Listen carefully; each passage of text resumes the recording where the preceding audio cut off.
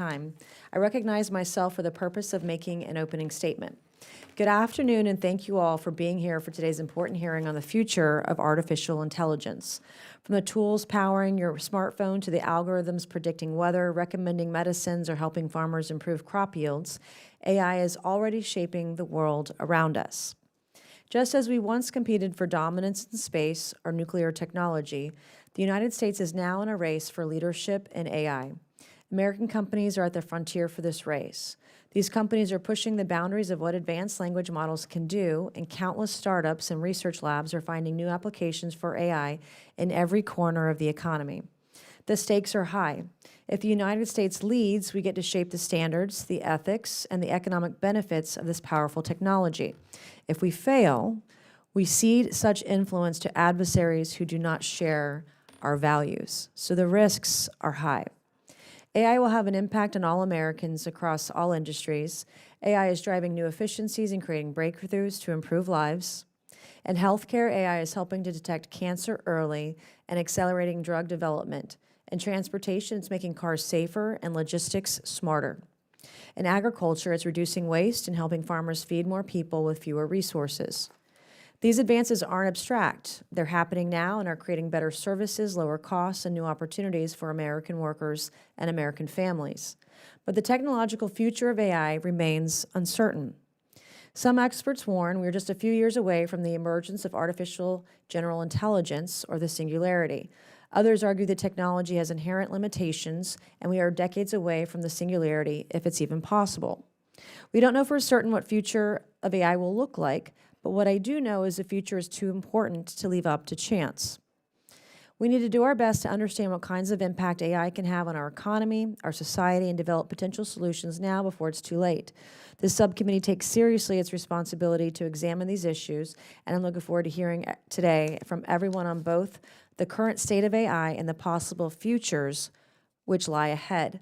It's essential the United States lead, not just in building these technologies, but ensuring they are developed responsibly, deployed safely, and used in ways which advance American values. When we get this right, we'll ensure artificial intelligence fulfills its extraordinary promise. I look forward to today's discussion and to working with my colleagues on this committee to ensure America leads in shaping the future of AI. I now recognize Ranking Member Brown for her opening statement. Thank you, Chairwoman Mace. Artificial intelligence is here, and it is already reshaping our economy, workforce, and daily life.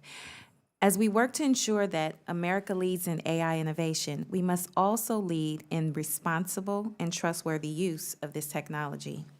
AI holds the promise to strengthen our economy and make government more efficient.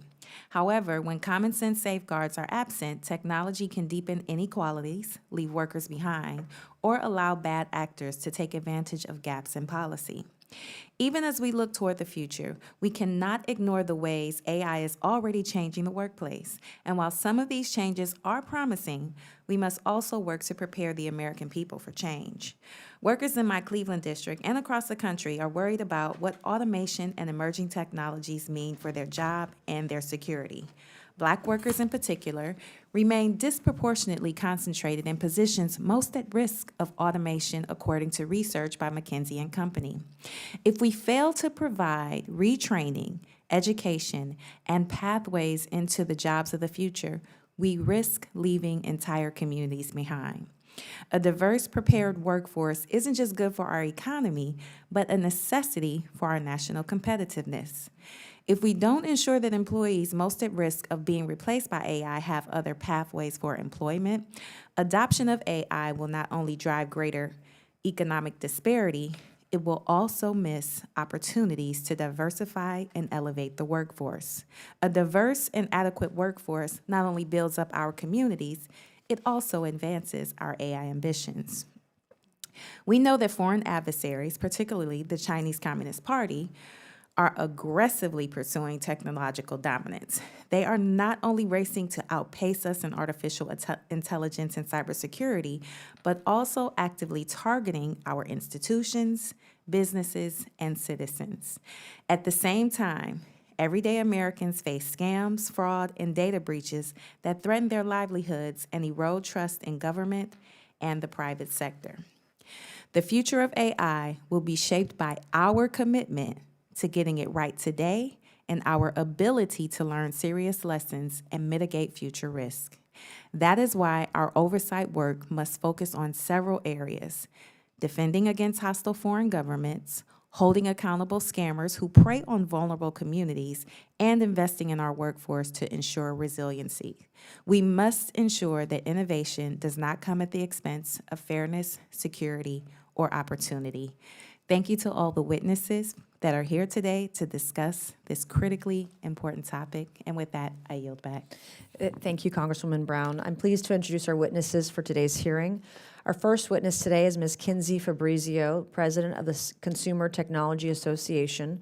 Our second witness is Mr. Samuel Hammond, Chief Economist at the Foundation for American Innovation. And our third witness today is Dr. Nicole Turner-Lee, Senior Fellow of Governance Studies and Director of the Center for Technology Innovation at the Brookings Institute. Welcome, everyone, and we are pleased to have you this afternoon. And pursuant to Committee Rule 9G, the witnesses will please stand and raise your right hand. Do you solemnly swear or affirm that the testimony that you are about to give is the truth, the whole truth, and nothing but the truth, so help you God? Let the record show that the witnesses all answered in the affirmative. We appreciate all of you being here today. You may sit back down, and we look forward to your testimony. Let me remind the witnesses that we have read your written statements, and they will appear in full in the hearing record. Please limit your oral statements to 5 minutes. As a reminder, please press the button on the microphone in front of you so that it is on and the members can hear you. When you begin to speak, the light in front of you will turn green. After 4 minutes, the light will turn yellow. When the red light comes on, your 5 minutes has expired, and we would ask that you please wrap it up. So we will first recognize Ms. Fabrizio to please begin her opening statement. Thank you. Good afternoon, Chairwoman Mace, Ranking Member Brown, and members of the subcommittee. Thank you for holding this hearing and for the opportunity to testify. CTA represents over 1,200 companies, and more than 80% are startups, small and mid-sized businesses. Our members power the American economy and support more than 18 million jobs. But before I talk about AI's broader impact, I want to share how it's reshaping my own life. I am a wife and I am a mom of 2 wonderful kids, and I also run CES, the world's most powerful technology event. Each week, I use AI to organize my life at home, pulling together school pickups, drop-offs, sports schedules, and at work, these tools help me make smarter decisions, research competitors, and come up with new ideas for products and services. In many ways, AI is a personal assistant that gives me back time I can spend with my family while staying focused on leading a complex organization, and it makes a big difference in my daily life. I am really excited to share the even greater impact it has at scale across society. While so much of the public debate around AI focuses on how this technology might evolve in the future, AI is here now, and it's integrated into our lives and delivering benefits for millions of Americans. We see these technologies in action at CES, where innovators come together. From AI-powered health insights from Abbott and Withings to John Deere's autonomous tractor, to Oshkosh and Waymo's collision avoidance and autonomous technologies, and even Siemens' digital twin platform for manufacturing. These products are already in the market and making amazing changes. Still, we're just scratching the surface of what AI can do. Today, we see AI and digital twins that can simulate everything from factories to city planning. Agentic AI, which are autonomous systems that can manage everyday tasks. Vertical AI models, which are specialized in areas like healthcare and mobility or agriculture. Industrial AI, which is augmenting the workforce and improving safety. And physical AI, which includes more lifelike and useful robots. American companies are leading the AI race, but their success isn't guaranteed.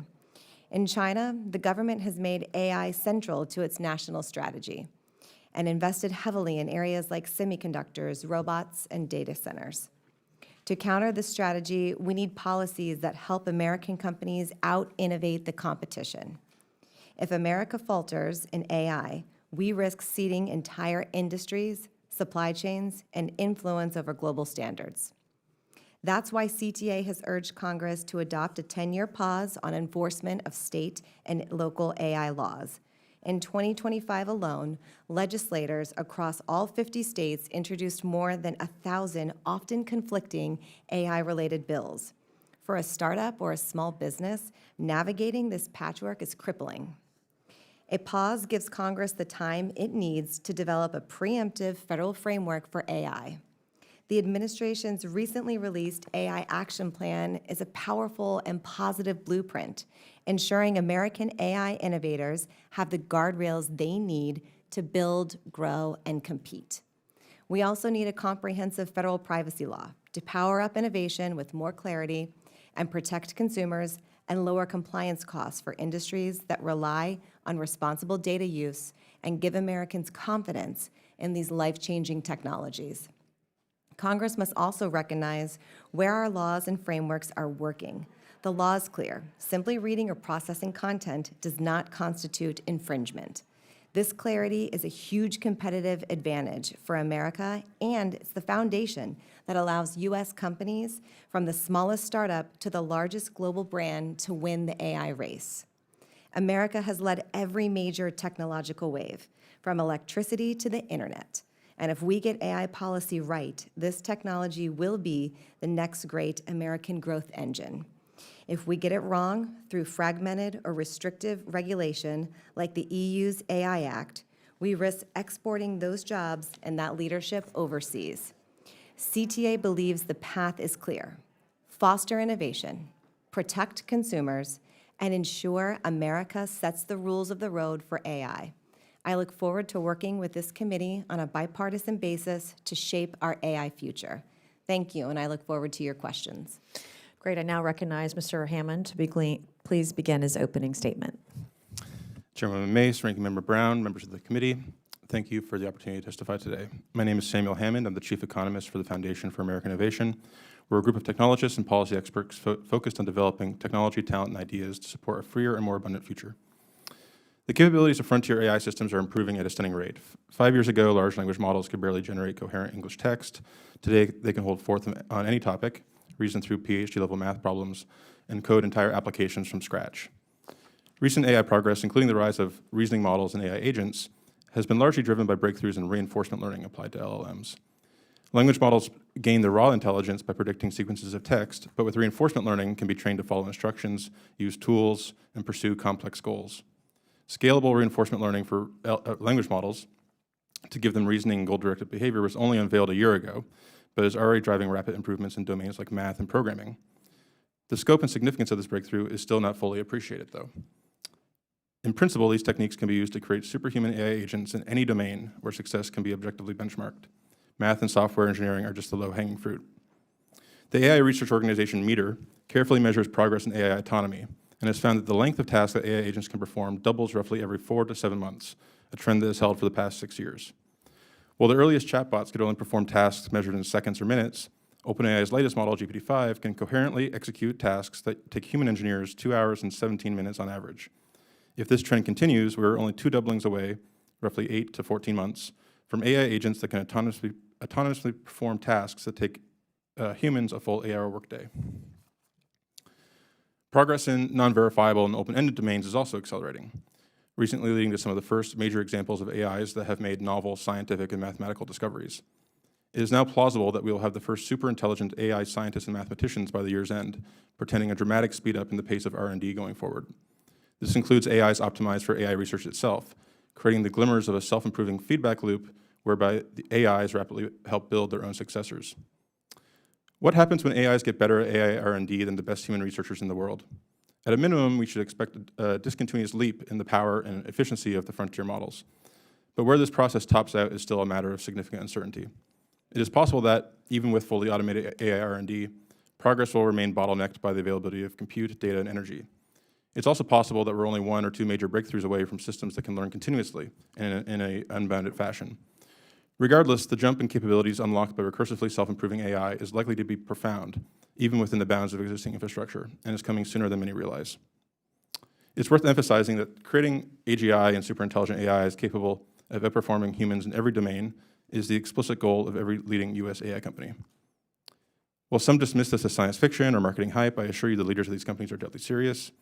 As for timing, Anthropic co-founder Jack Clark testified recently that he expects transformative AI to arrive as soon as the end of 2026 or early 2027. Even if these forecasts are on trend, AI capabilities will remain uneven for at least several more years. For a brief paradoxical moment, we will have superintelligent AIs that can prove new math theorems, but still struggle to do many things that humans find trivial. This is especially true in areas like robotics, which, despite remarkable progress, are still many years away from outperforming humans in every physical domain, given the paucity of high-quality training data. So as we run headlong into this new world, I see 4 major takeaways for national policymakers. First, monitoring frontier AI capabilities in real time should be a national security imperative of the U.S. government. Early and differential access to the developments of the frontier can provide policymakers and national security advisors with the foresight into the capabilities that are coming down the pike, giving us time to prepare and adapt. Second, as AI systems become human level and beyond, geopolitical power will be increasingly proxied by the global distribution of computing resources. America's existing lead is downstream of our massive advantages in AI hardware and data centers, but this is tenuous at best. With China outbuilding us on new energy, we must double down on semiconductor export controls or risk being leapfrogged.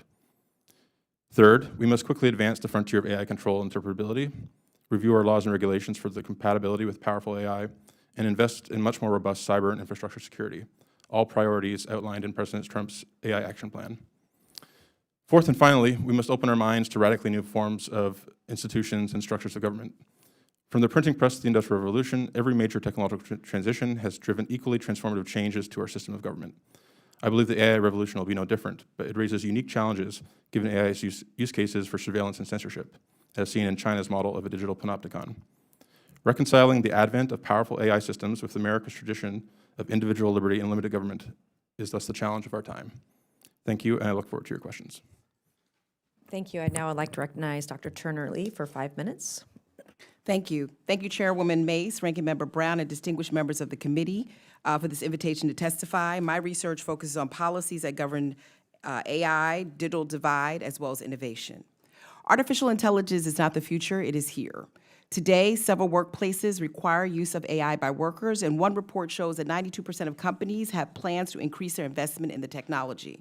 In just about every sector, companies are figuring out the role of AI enhancing productivity, as well as the most appropriate investments in talent. Beyond enterprise use cases, AI is transforming the delivery of critical services in domains such as government services, healthcare, and education.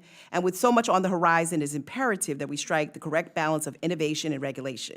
We must safeguard consumers, institutions, and critical infrastructure from AI risk, including workplace displacement, bias and discrimination, and the irreparable harm of machines.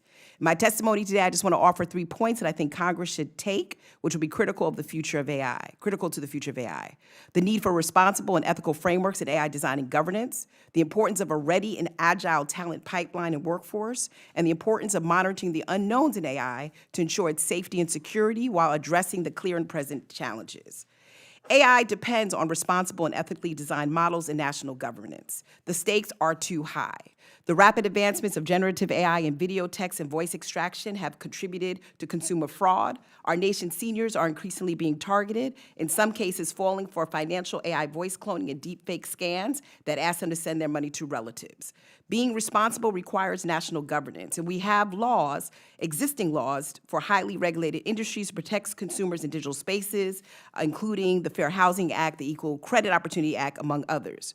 But without congressional resolution in other critical policy areas like data privacy, everyday Americans will be exploited by malicious uses of AI systems. We need clear measures that ensure human oversight, disclosures, and independent audits over automated or autonomous decisions. We've started this process with the AI Action Plan this past summer, but our focus on promoting U.S. leadership against China as the prime goal will only allow these consumer protection goals to fall to the wayside. Yes, recently, states, in the absence of federal legislation, have actually moved forward with their own legislation. And since January, over 100 measures across 38 states have been enacted into law. Multiple state attorney generals have also issued guidance on how to apply these laws to AI. The rejected proposed 10-year moratorium on states would have threatened states' rights and the public interest, and leadership needs to continue to protect the independence of federal agencies so they can serve as a bulwark against deceptive and unfair consumer-facing AI applications. Cuts to these agencies weaken our ability to hold bad actors accountable, but they also undermine consumer trust. Second, the future of AI depends on a ready and agile talent pipeline and workforce. Maintaining our edge means that we have robust talent that incorporate diverse viewpoints in the design, development, and deployment of AI. Immigrants are central to the story of innovation. 77% of the top AI companies were founded or co-founded by first or generation immigrants. Policies that restrict immigration may threaten our innovation capabilities, and defunding research at world-class universities and scientific institutions may also do the same. Let me just share a few statistics of what's happening as a result of other countries exploiting these opportunities. Spain opened its doors to students subject to U.S. restrictions. European universities are offering scientific asylum to scientists. China is using the reverse brain drain to aggressively recruit our top technological talent. Cultivating talent at that level has impacts, as well as ensuring that researchers here in the States have what they need to get the research done for the next big idea. And we cannot neglect our domestic talent pipeline. Recent declines in math and reading scores are warning signs that much more needs to be done to cultivate homegrown talent, not only through national apprenticeships, but also realigning our core objectives in schools so that we meet the demands of the future workforce. Casualties will abound in the workplace if we have a less agile, ready workforce capable of shifting gears. And finally, I'll just say this. Though the future of AI is largely unknown, we need to solve the first point I made and the second point to ensure that we actually get to a place where we understand the power of artificial intelligence or artificial general intelligence, agentic AI, as well as what is largely unknown at this point. However, people like me are far more skeptical of AGI and generally the existential threats for the foreseeable future simply because we just don't know enough. And it's important for us to have those guardrails in place so that we ensure the rights and safety of all Americans central to that development, and we not abandon consumer protection in the rush to just innovate. So I will close here and implore Congress to continue to think about policies that allow us to grow a healthy ecosystem where consumers are centered and our economy and our trust in these products are also prioritized. Thank you again to the members of the committee. I look forward to working with you and taking your questions. Thank you, ma'am.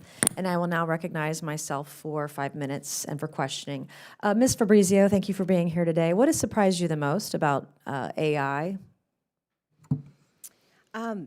At CES, I think the most surprising thing are all the different ways that AI is solving the world's biggest challenge. The healthcare applications are the most exciting to me personally. I saw a digital twin of a heart at CES, which is used to train surgeons so that they can understand how to safely do heart surgery. That's a huge impact and very amazing. And then you talked about the 10-year moratorium and for states. Why is it so important?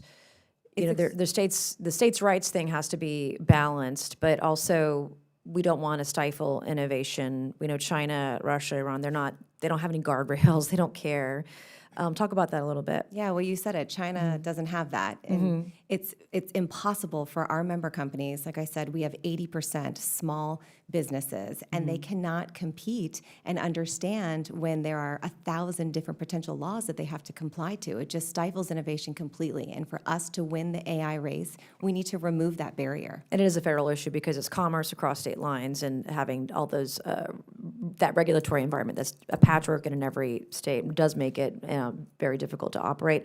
And then, Mr. Hammond, one thing that struck me in your testimony, you're talking about compute energy. Talk to me a little bit more about that. Let's go into detail because I agree with you. It's a huge problem. How do we solve it? It's a great question. So, you know, there's only a handful of inputs that go into training and competing at the frontier of these models. There's the data, the human talent, the compute, and the energy. With China, we're basically at parity with talent. With data, they may have advantages because they don't have privacy laws. They can build They've giant stolen a data bunch of sets. our data. Of right? course, and they Yeah. also steal data and IP. Yep. And so really it comes down to hardware and energy. China's added over 400 gigawatts to their grid last year. They're about to do the same thing this year. So our only real advantage... How much have we added to our grid? Approximately zero. I mean, we've removed coal and added renewables, and that has canceled out. And so what that means is, in lieu, but for these export controls that are barring China from our most advanced hardware, they would surely leapfrog us within a matter of years. And you think nuclear is the way?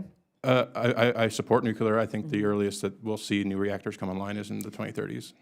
You know, it's frustrating because we see small nuclear reactors or SMRs in Japan and in France, and we don't have them here. Like, we have them in our nuclear subs. Like, can we just, this is, it's a joke, but it's like, why can't we just plug one into an outlet? I mean, we have the technology here. Why aren't we using it, particularly with our data centers, and allow them to grow as data centers grow as well. But I do want to talk to you about the future of AI. Elon Musk has said that as early as 2026, we would have singularity, basically. So define singularity, and how quickly do you think we're going to get there? So I think there's two ways to think of singularity. One is as a metaphor for our ability to predict the future. So whatever the technology is, a singularity is a point in time where it becomes impossible to look beyond that point. Then there's the technological singularity, which is when we have AIs that can build their own successors and then potentially go off to infinity, and we don't really know what comes out of that process. I think 2026 is a pretty aggressive expectation, but I think something like that, crossing that threshold, will happen this decade. And I've talked to some folks in the tech space that say 1,000 days or 2,000 days. What do you think it'll take to get there, where AI is creating its own AI? So, I got into this topic as a young kid reading Ray Kurzweil's 1999 book, where he predicted we'd have human-level AI by 2029. That was a 30-year forecast, and actually current trend lines suggest that he was dead on 30 years ago. And so I tend to lean towards that as a date, but I think this won't look like some threshold that we pass and it looks completely different. I think we're on this sort of continuous exponential.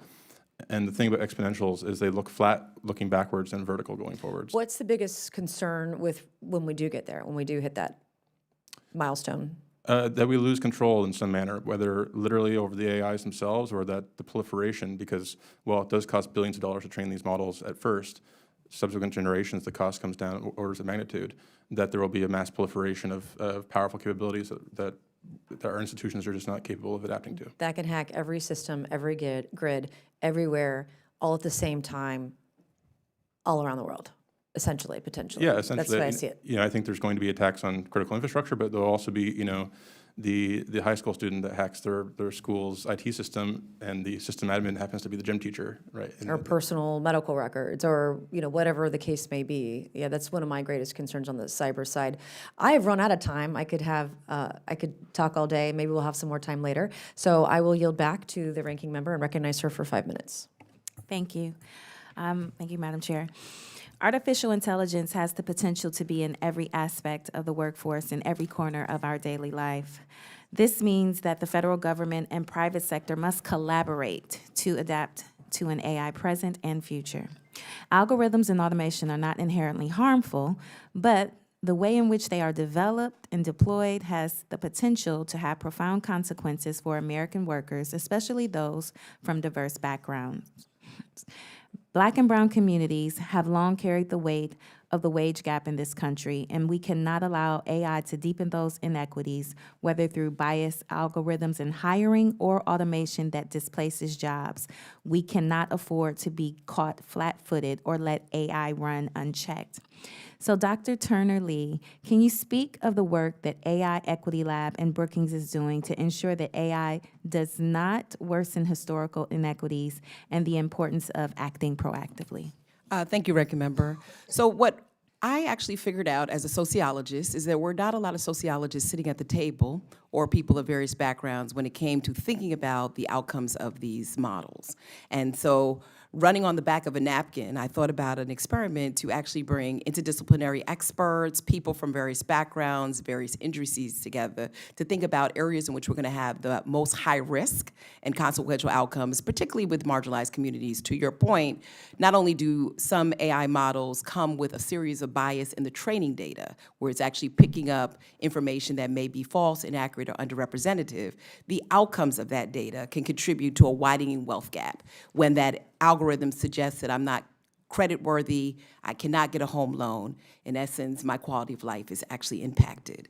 So I think one of the best ways to start with this is to widen the seats at the table and to ensure that we have scientists alongside social scientists, alongside industry sector, alongside people with various backgrounds who have concerns for the lived experiences of populations that you spoke about, especially those that are Black and brown communities. Thank you. And as more companies adopt AI technology, we must accept that the future of work is changing.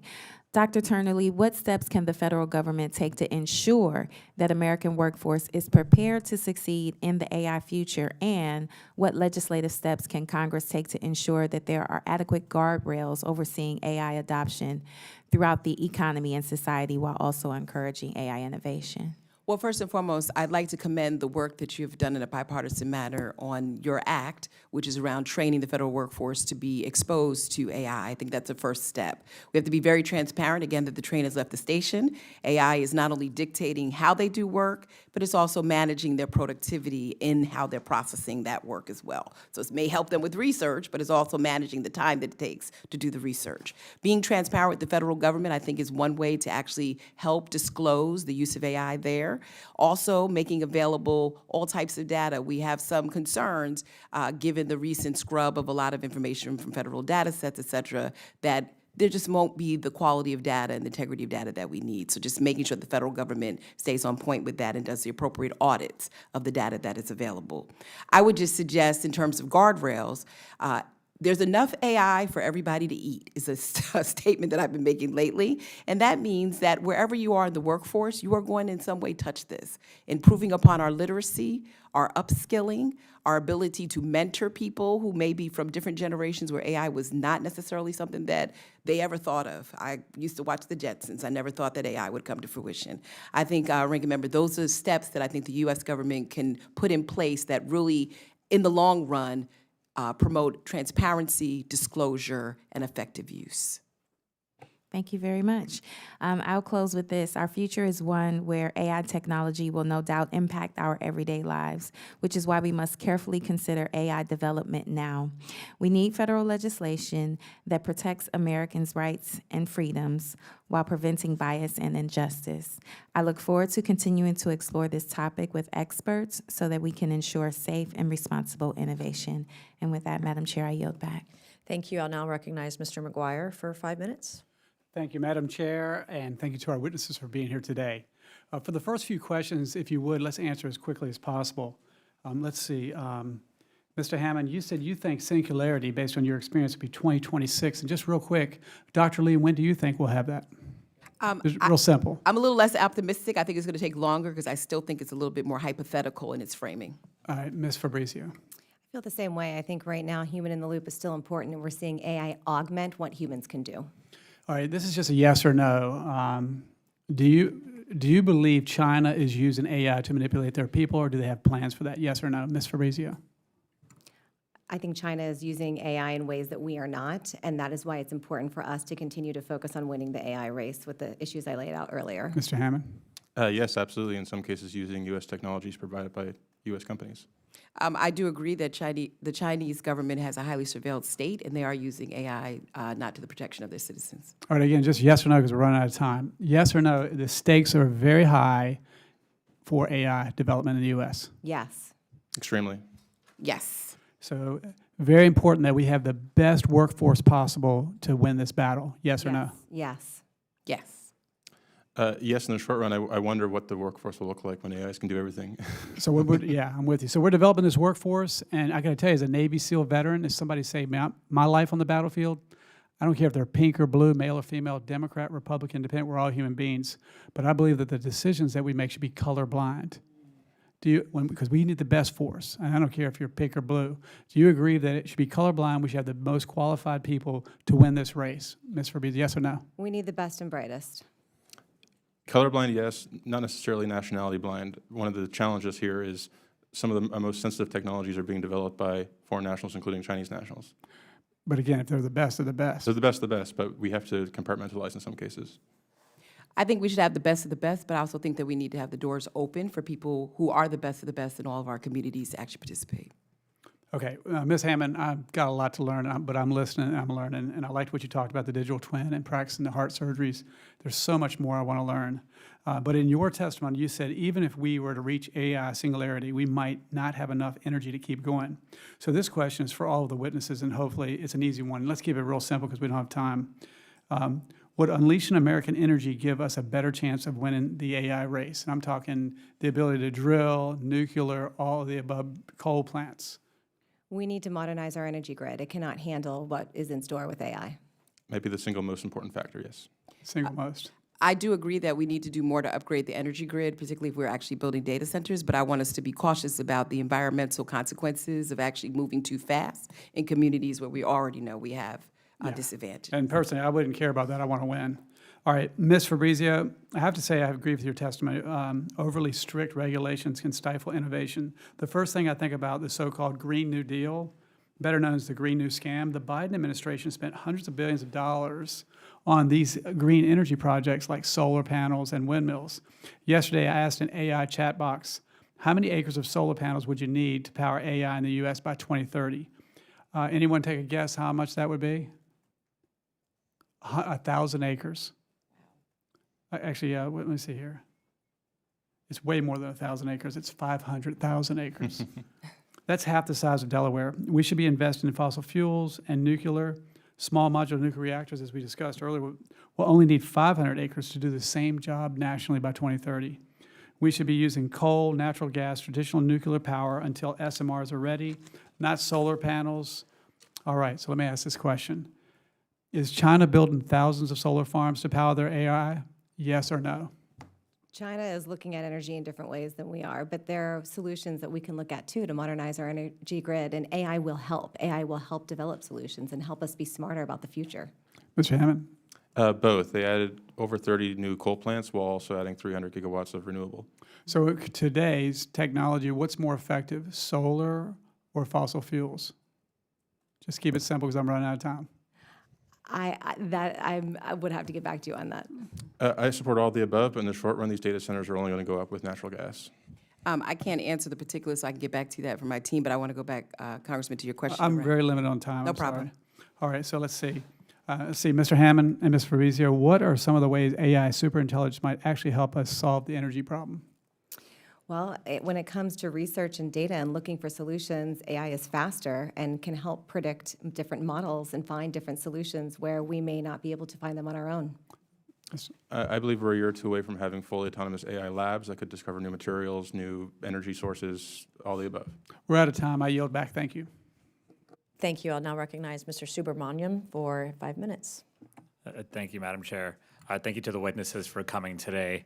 I wanted to talk about a couple things. We've had several hearings on Capitol Hill about AI in recent months, and since I've been here, certainly. And one thing that hasn't been talked about as much is job displacement as a result of AI. And I think, you know, I served in the Obama White House as a technology policy advisor, and we were talking about this, but it was a little bit theoretical. I mean, there was job displacement happening because of emerging technologies, certainly, making jobs easier, but automating some jobs and some tasks.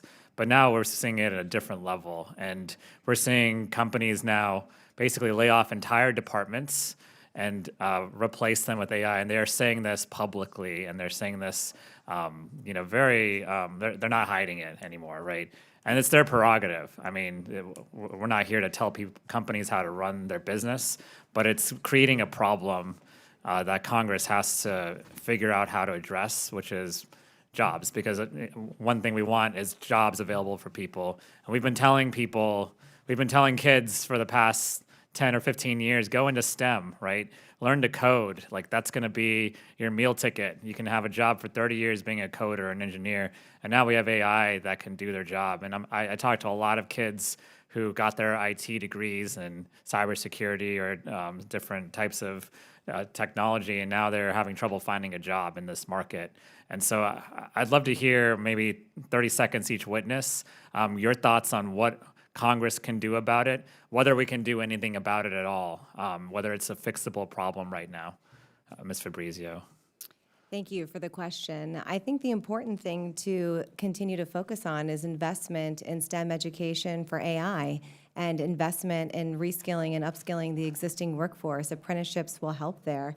The White House AI and Education Pledge is looking at these areas, and CTA was happy to sign on to that. I'll also say that while the workforce will shift, workers will be given new tools if they use AI properly, and they'll be able to take on more capacity, be more efficient, and work smarter. Mr. Hammond. I'm relatively optimistic about the jobs picture over the short run, in particular because I think the people who are going to be most displaced are often white-collar workers who are more adaptable.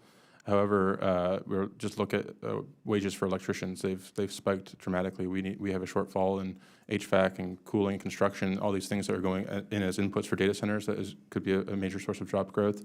And more generally, I think we need to deregulate aspects of the labor market to make transitions easier. What do you mean by deregulate aspects of the labor market? Things like occupational licensing, what kind of accreditations you need. Okay, Ms. Turnerly, Dr. Turnerly. Yeah, I would say this on the education side, and I do agree with you, Congressman, that we spent so much time in STEM and computer science, and since those efforts were actually made, we've evolved and sort of retracted on those investments. I think we still need to use AI to augment education. We often put AI in the classroom instead of talking about the education of AI for students, which I think is somewhat of a challenge for many teachers and educators. I think it's important to ensure that there's equitable distribution of resources that actually train students on AI literacy, so that they're actually prepared to do more of a K through 20 shift as opposed to teaching it in early education and then teaching it in college and different levels. It would provide more consistency and more opportunities. And I think that companies need to do a better job of qualifying what jobs are going to be lost. I think it's still an unknown number of where jobs or companies are going to be affected by AI based on the decision of what departments they choose to absorb it. And then I also want to just respond to the data center side. I think we need to be careful in thinking that data centers will generate post-construction jobs and really focus on how many jobs will actually be created as a result of the data center ecosystem versus what are going to be the job creation numbers going into its construction. Do you think AI will create more jobs than it's displacing, yes or no? Ms. Fabrizio? Yes, I think whole new industries will be developed because of AI, and a tremendous amount of new jobs in the workforce will be created. Mr. Hammond? When we have fully AI automated software engineers, it's less that we lose that job category and more that we all become software engineers. And I think that will be a general pattern where we're all empowered as individuals to take on these new roles. Dr. Turnerly? Well, I think if we believe that AGI is coming quite quickly, that they will take on more of the jobs of people because of superintelligence. I honestly think, Congressman, that AI will change the nature of jobs, and that's a conversation that we need to be having as opposed to job loss. I have more questions, but my time is up. We might have a second round, but I'll yield back. Thank you.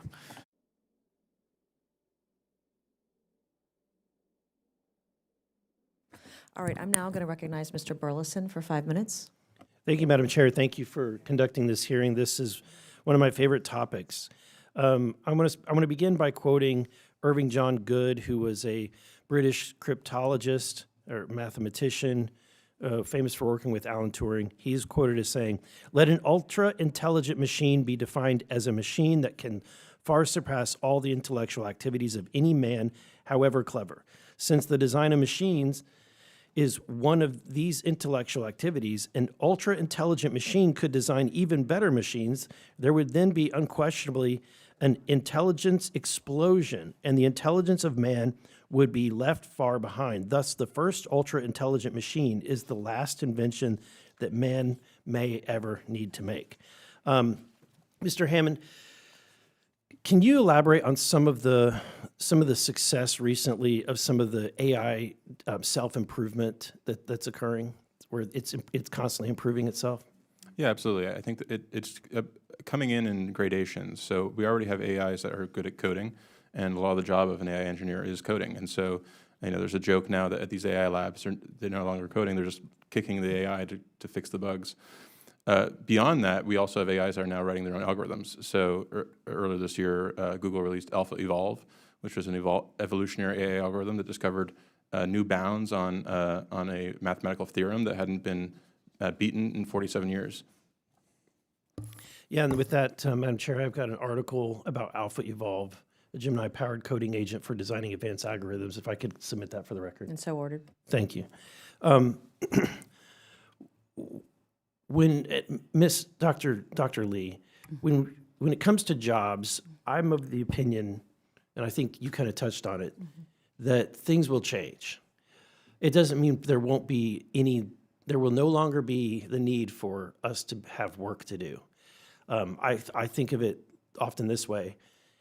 My great-great-grandparents, your great-grandparents, probably everyone in this room's great-great-grandparents were all farmers, because that's what it took. It took everyone working the fields in order to produce enough food to feed people.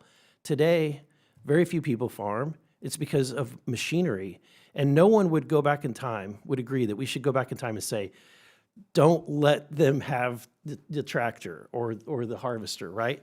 If anything, it's taken the power or the productivity of one person and magnified it many-fold. And that's the way I think we should think about AI. In fact, AI will be a magnifier for productivity for any individual, no matter what they do. And thus, you need the individual. You need that individual that's the core, the beginning. Would you agree with that, Dr. Lee? Oh, I definitely agree. I published a book last year called Digitally Invisible, where I went to talk to farmers in places in Southern Maryland, across the country, and guess what?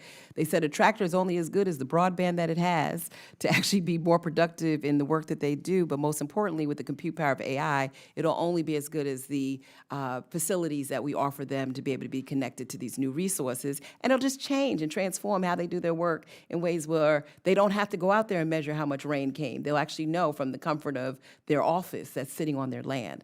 So I do agree that we need to have conversations about job loss as well as the transformational capacities in which jobs will change the way in which we work. I don't agree that we'll have robots bossing us around yet. I don't either. I don't either.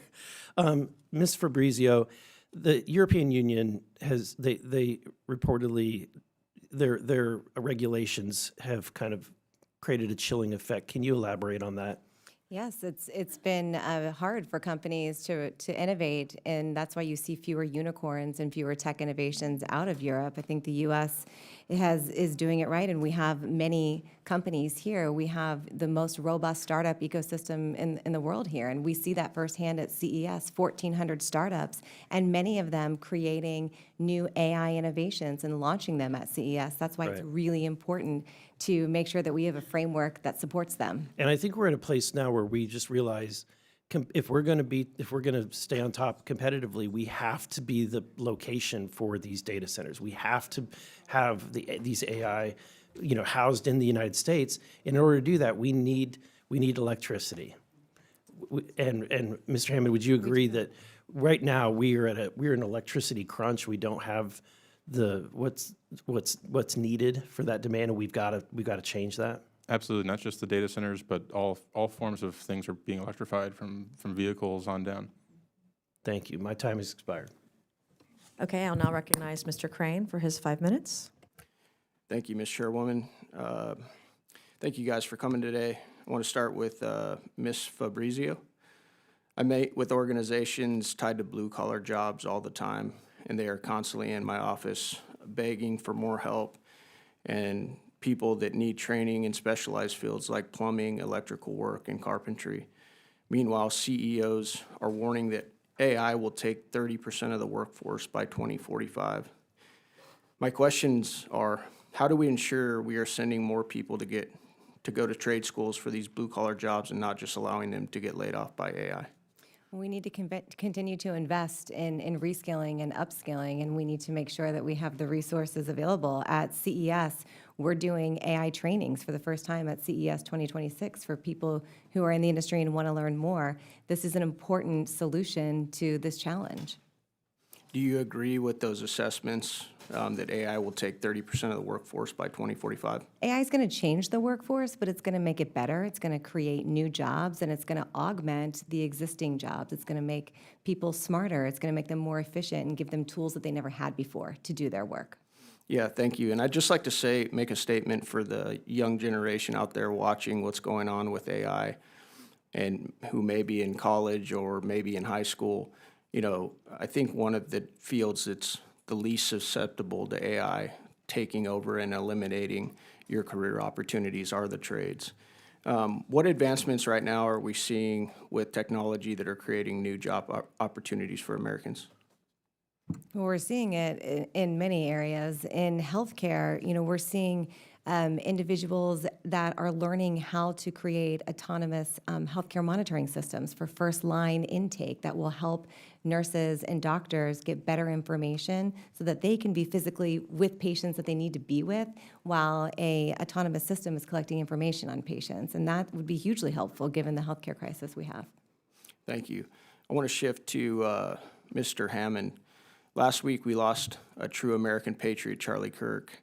Following his assassination, there were reports of Chinese and Russian bots encouraging violence through spreading misinformation, attempting to create division. Did you see any of those reports, sir? I did not. Okay.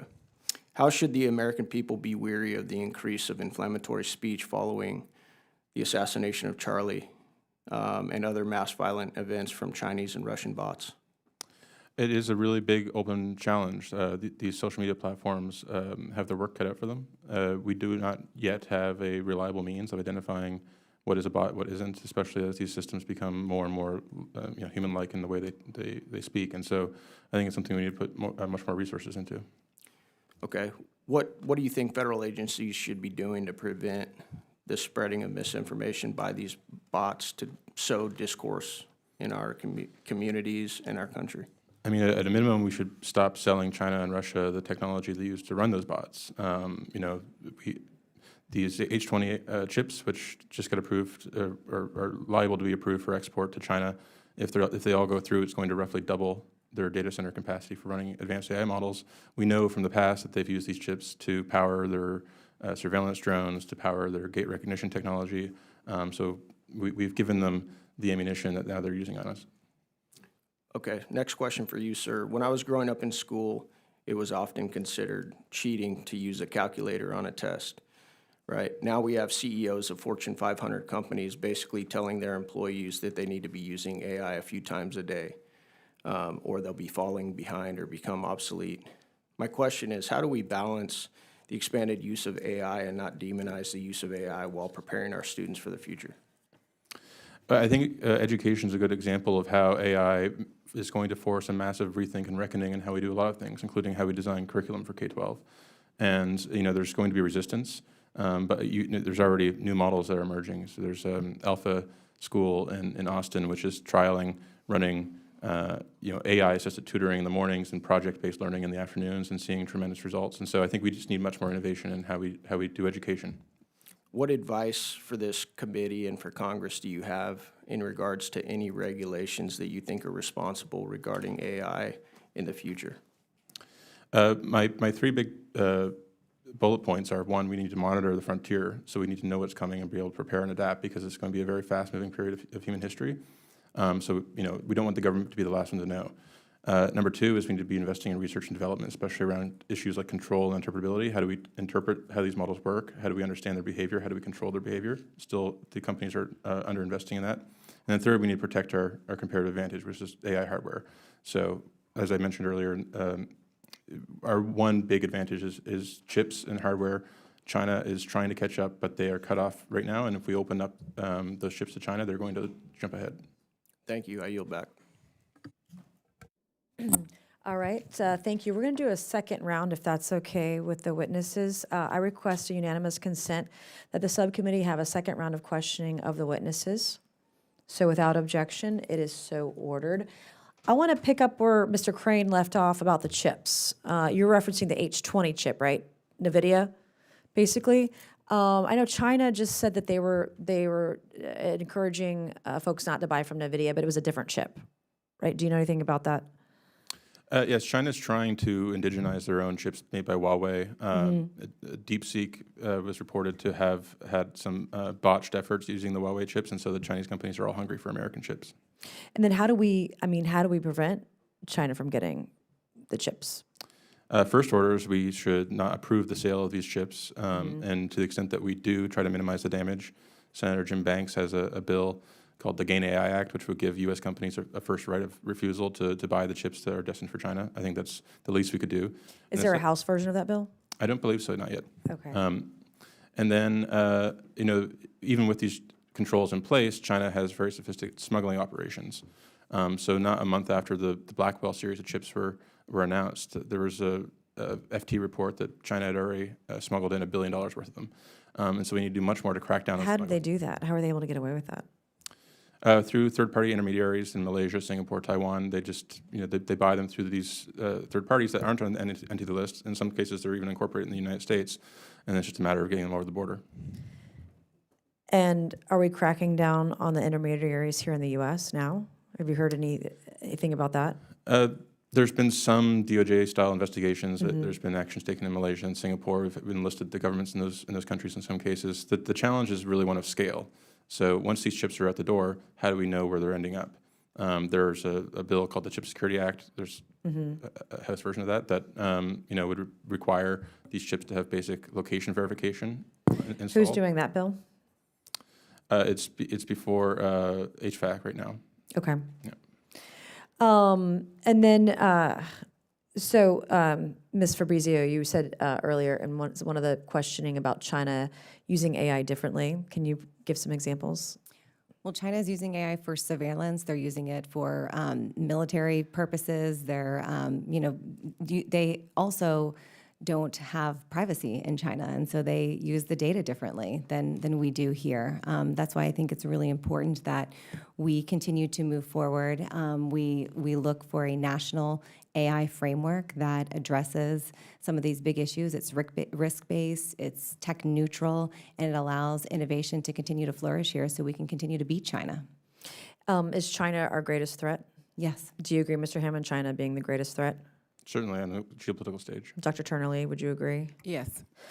What are the consequences, and this is for all the panelists, if the U.S. fails to outpace China in the race for domination in AI? Ms. Fabrizio? Well, it's important that we move forward in the best way that we can and that we focus on innovation. We have the best startup ecosystem here. We have the best tech companies here, but we need to not get in their way. So that means a pause on state legislation. It means a federal framework where companies can innovate and know the guardrails and be able to move forward. Mr. Hammond? I worry that we need to buy time with China because over the last 40 years, this is part of the deindustrialization story. We've shifted all our industries into services, entertainment, law, finance, all things that are about to be deflated by AI. Whereas, so there's a world where we build the AGI, we build the general intelligence, but China is the one that puts it in factories and has the growth benefits. There are even people, because I know one personally, someone I'm suing, literally, he's using ChatGPT as his attorney. I just can't think of any, I mean, okay, yeah, but we're going to beat the LLM in court. But Dr. Turner-Lee? I would agree with my colleagues in terms of China being a threat to our dominance in the AI space. I also would put out there, though, that we have to find alternative markets if we're actually going to grow the economy and scale of U.S. companies. So I'm thinking about my experiences with 5G, where we actually opened up other markets. We missed the opportunity to do work with the global majority, the African Union. So just rethinking our industrial policy as we think about China as a threat, as to if we want people to have American products embedded in their technology, where are we selling it to? And making sure we're agile. I do also want to respond that I do think states have to play a role in experimentation. I think the federal government would be too premature to come up with a national policy that limits states' rights, because what we are seeing in terms of experimentation of states is that they're looking at more consumer protection.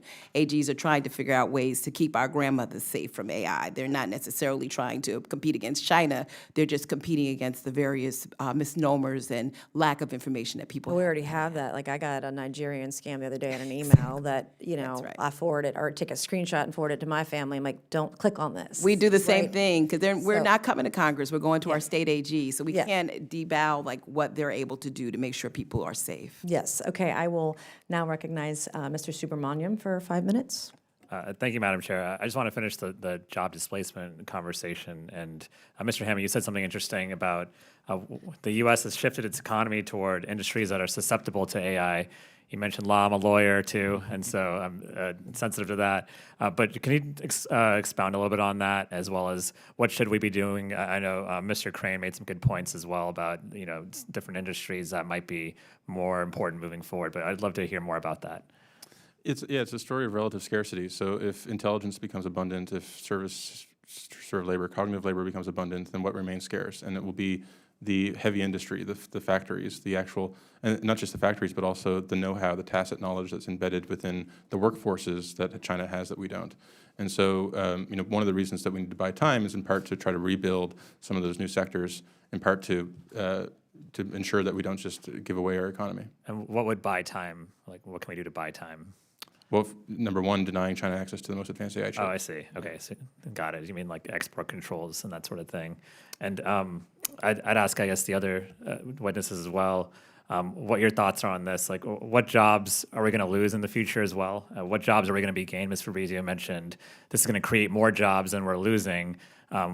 Do we even know right now what those jobs would be? I know it's, there's this idea of, okay, well, AI is going to displace this IT department, but it's going to replace it with AI buddies that, help fix the AI or make it better. But I look at what's actually happening, and that's not quite the reality right now. Perhaps it will be in the future, but right now what I'm seeing is, 40 people get laid off in an IT department. They're replaced with AI and like 5 people. And so I'm just curious what you think that future will look like, what jobs will be gained. Well, every major shift, we've seen new industries and new jobs created. Think about the internet. Things, so many new industries were developed, and we see that at CES. In terms of jobs, there's AI data scientists, AI ethicists. There's new ways of building and manufacturing technology that didn't exist before, and we will continue to see more and more of that as new industries use AI and as whole new industries that we don't even know what they are yet emerge. But agriculture is one great example where we've seen new roles develop because of AI. Dr. Turnerly.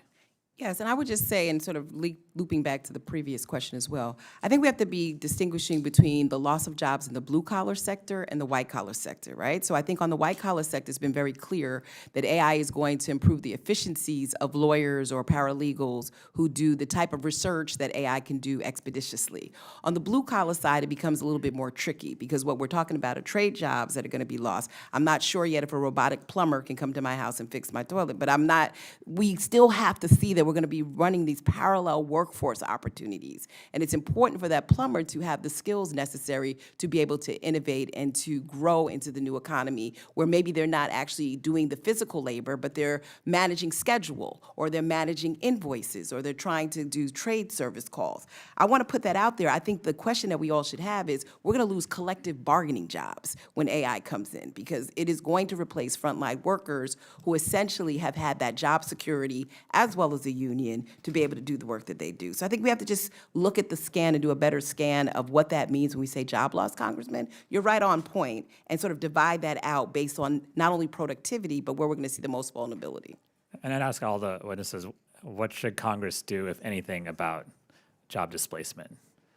Ms. Fabrizio. I think investing in workforce development and training and apprenticeships. I mean, you're right, you might not have a robotic plumber, but you might have a plumber that's able to look at a digital twin of your home and identify a better solution faster that they wouldn't have had the ability to do before. So continuing to invest in upskilling is extremely important.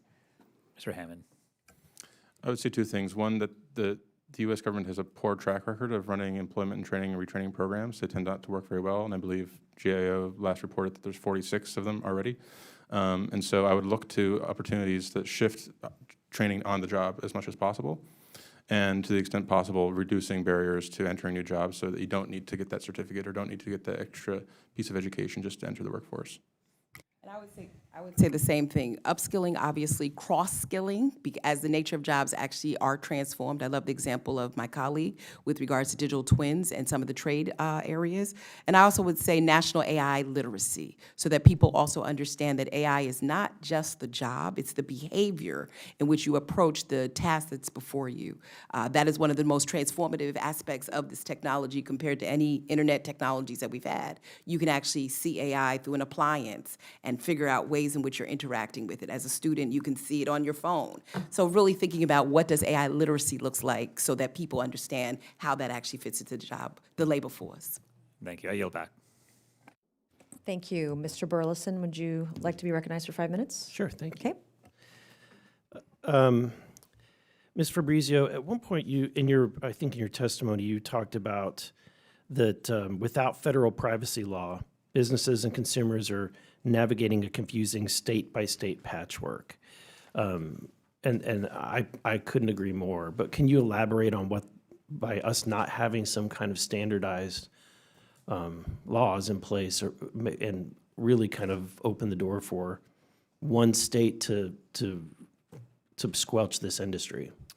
Well, yes, and more so, it's very harmful to businesses, especially small businesses or startups with a unique idea to try to figure out how to scale. It's very stifling to try to comply with many different state laws and to grow your market and to grow your product. And so that it can be discouraging, and that can discourage innovation, and that's not what we want to do here.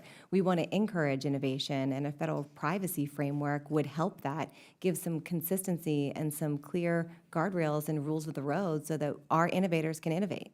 Right. Do you think we need, in general, just more broadly speaking, privacy laws related to our own personal data?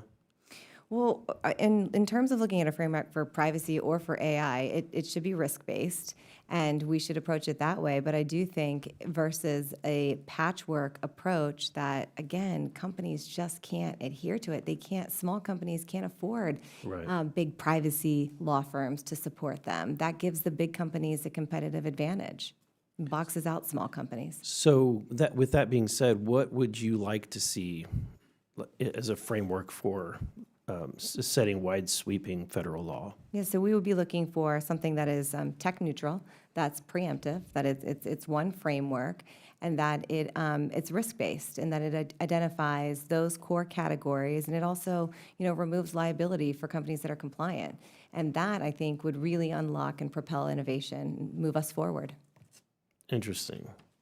I mean, you were speaking kind of esoterically or like a little bit philosophically there, but specific, can you think of specific rules or regulations that you would want to see implemented? I would love to get back to you with specifics and have a further conversation about it.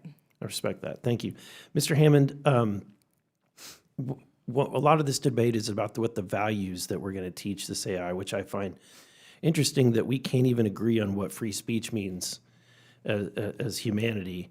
How can we trust AI to determine, or how can we attribute or provide some kind of values to AI?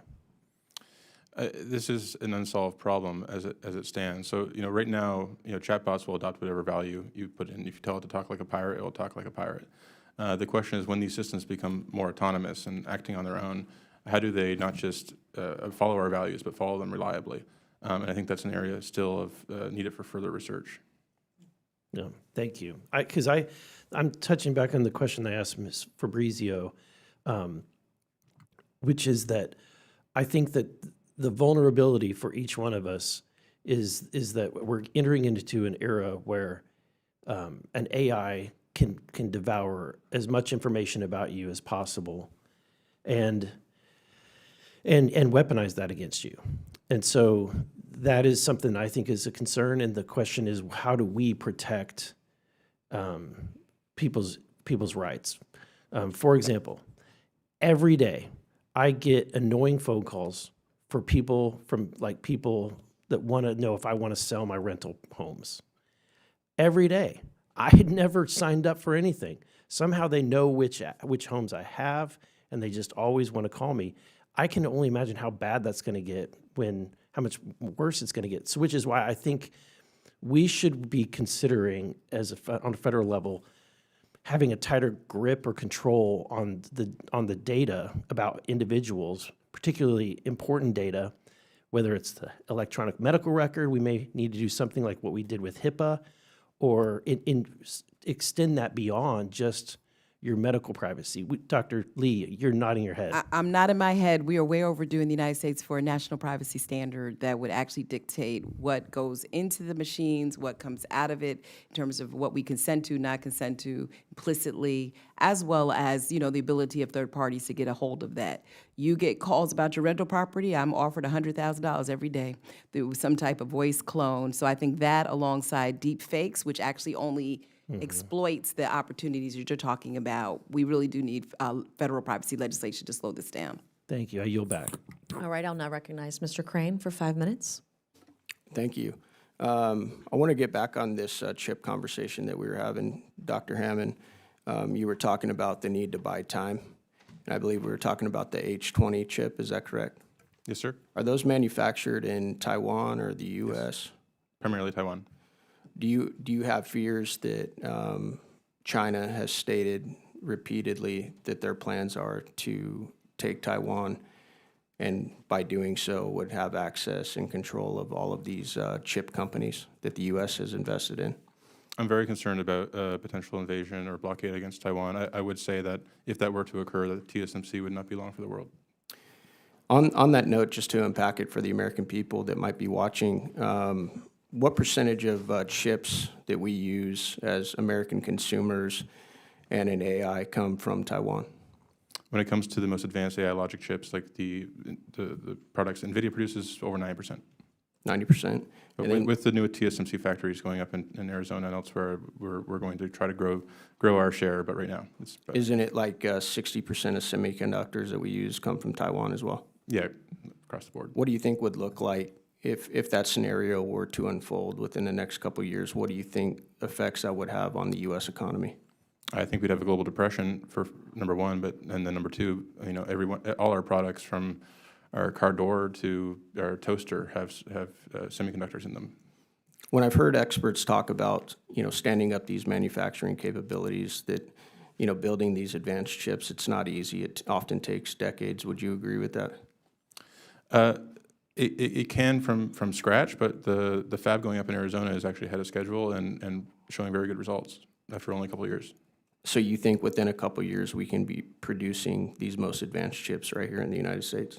If similar style, like if a CHIPS Act 2.0 were to come across, we could do this again, yeah.